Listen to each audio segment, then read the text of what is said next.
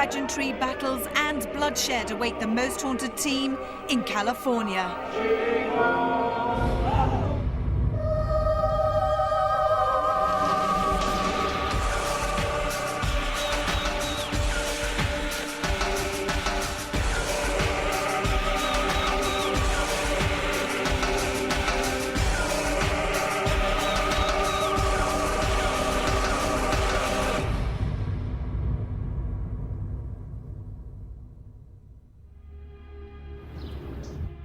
Hello and welcome to Most Haunted USA. The battle plans that shaped a nation's constitution may well have been hatched within these walls. But is this also a home to the ghosts of the soldiers that were based here? Today we encounter dark shadows, temperature changes, as well as clear but invisible voices. And that's why I brought you to the Drum Barracks. Wilmington lies south of LA, and here in 1862 saw the construction of one of America's most formidable fortresses. At the then staggering sum of $1 million, 60 acres of land were converted into Drum Barracks, a military station that saw over 7,000 troops head out into battle. This was a base that pinned its colours on the triumphant Union Army during this nation's 4-year Civil War. Some of its rooms were used as a private residence for the Colonel James Henry Carleton and his wife Sophia. The advent of the 20th century signalled a more passive direction, as first a high school and then a boarding house were based here. Locals then saved the buildings from demolition in the 60s, with this national monument serving as a museum since 1987. But does war still rage long after the troops have gone? This barracks was actually named after the Assistant Adjutant General, Richard Coulter Drum. It was built in 1862, a very large barracks. It was the headquarters of the US Army in Southern California, Utah, Arizona, and New Mexico, which was a very, very large area. The parlour is one of the most active places in the building. The temperature drops for no apparent reason. The drapes sway on their own. Also, dark shapes have been seen floating across the floor, accompanied by male conversation, and the lights turn on and off. A lot of people, a lot of visitors come through and have come up and asked about different smells that they've smelled or they've seen something.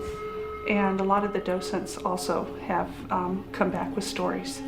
The model room is said to be very active. Things have been heard moving on their own, and strange smells have also been witnessed, from lavender to tobacco. There's too many unexplained things that have happened that I hear and smell and see through my peripheral vision. There might be someone standing, like I think there is beside me or behind me, but when I turn my head, they're gone. Many loud noises have been heard here in the armory, from footsteps to voices. But what alarms people more than anything is seeing the ghostly figures of Union soldiers wandering in and out. Both inside and outside the barracks, the ghost of a woman wearing a hooped skirt has been seen. Also, the ghost of a little boy has been seen standing in the yard and playing up here on the upper landing. And of course, the other thing you've got to remember is that this place now is a very, very fine museum. It has many, many original artifacts. Things like this percussion rifle that again goes back to 1863, the time of the Civil War, that would have taken lives. If the Most Haunted crew wants to spend the night here, I would spend the night in the parlor. I think you have the best chance of seeing or hearing ghosts. We've smelled smoke in there, either cigar or pipe smoke. And also, if you try playing Dixie on the piano, you might have some luck. I've come down into the parlour because a few years ago there was a group of tourists coming around the place. They came into here and they got someone with them who could play the piano, and they said, "What shall we play?" I says, "Well, I want you to play Dixie, because Kathy and I are the only two Confederates here, and since this is a Union barracks." So we were facing the parlor door, everybody else was facing us, and she started to play Dixie. Which of course is almost the Confederates' national anthem, for want of a better word. This light out here just went nuts. I mean, it just was flickering on and off and kept it up until we stopped. And then when we came out here, it never did it again. And I haven't seen it again, you know, happen again. But maybe if you play Dixie, it will. And with so many tales to tell, it does appear that Wilmington's drum barracks has a lot to offer our investigation, as parapsychologist Kieran O'Keefe explains. What's fascinating about being at an American location is we're only looking at a period of about 150 years. In England, we're looking at locations that go on for many centuries, 500, 600 years, and we've become quite accustomed to that. The fascinating thing about being at this location is that we've, in essence, got the same number of sightings, the same number of testimonies, but over a shorter period of time. And that I find very interesting. So where do you think we should start our investigation tonight? I think what we should do is maybe begin with a seance. But in terms of experiments, we've got a lot to focus on. We've got apparitions, we've got strange odours that people have reported, a little bit of poltergeist activity, and audibles as well. We've got a lot of auditory phenomena in various locations.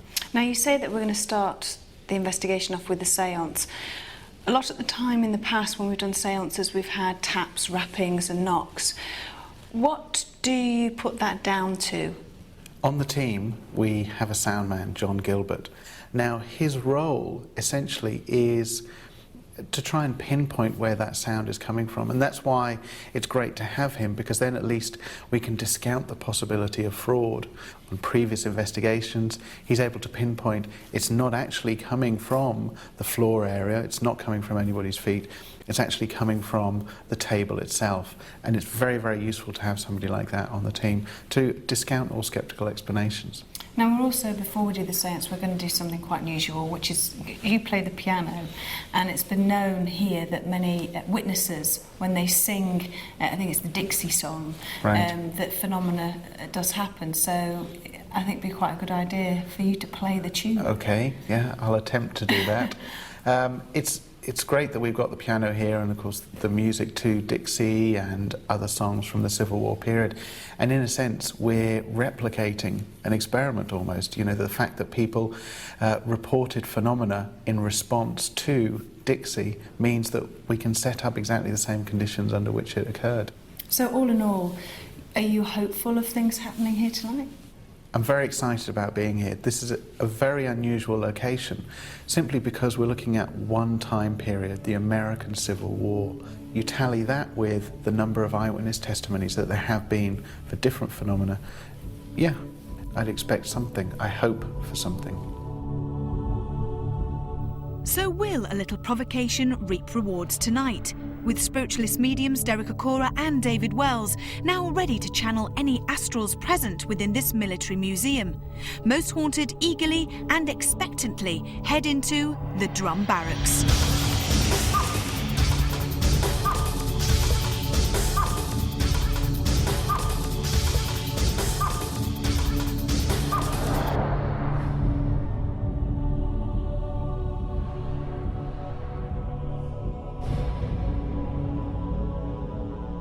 As we step through this doorway, I've become aware, not so much of the presence of spirit person active here, but the residual.